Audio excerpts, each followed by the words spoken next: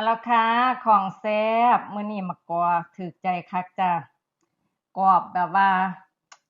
อยากกลับไปซื้อซ้ำอ่ะอืม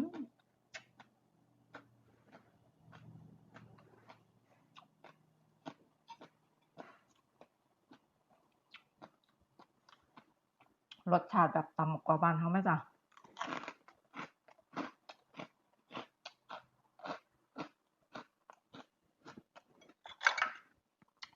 แบบที่เขาซื้อน้ำมันรสเค็นน่ะเซเว่นอย่างประมาณเนี่ย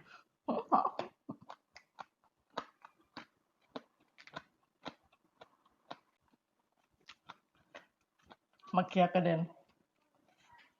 นี่ต้องแบบโคโลเคเลแบบนี้มันค่อยแซ่บ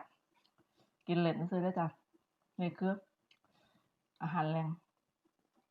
เที่ยงแรงผสมกันอืมอืมมื้อนี้แบบเผ็ดๆ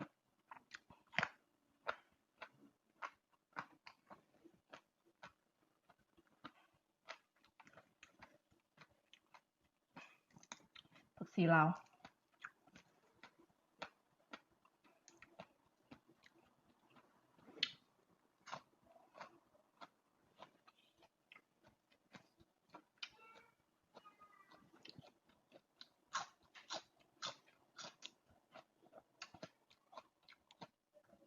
คันไปตลาดอะ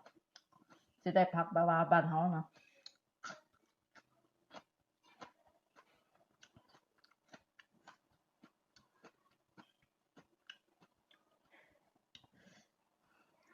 ลดน้ำหนักคันงดอาหารก่อนไปนอนน่ะ4 ชั่วโมงได้บอกเลยว่าลงเร็วจ้ะลงเร็วอีหลี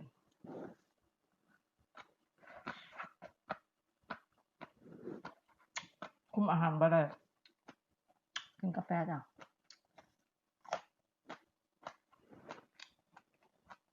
กาแฟคุมหิวดี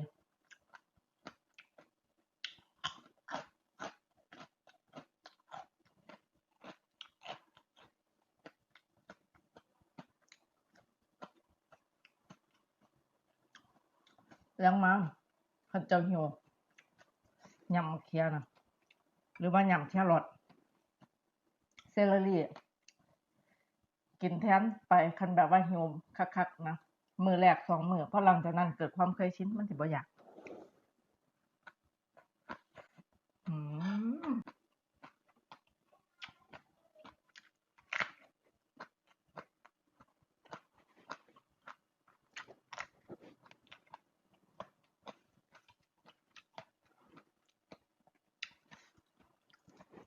พร้อมแล้วสบายตัวเด้อจ้ะมกลงมา2 กิโลเจ้าคิดเบิ่งเวลาไปซื้อเนื้องัวอยู่เขียง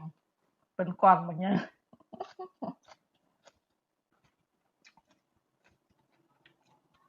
เอาออกได้คือถือว่าเป็นบุญ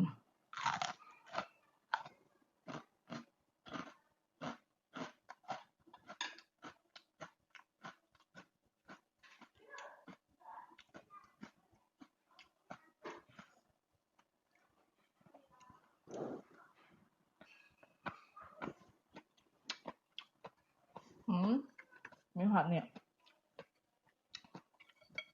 ซุปไก่ใส่หัวไชเท้าใส่ขิงใส่แครอท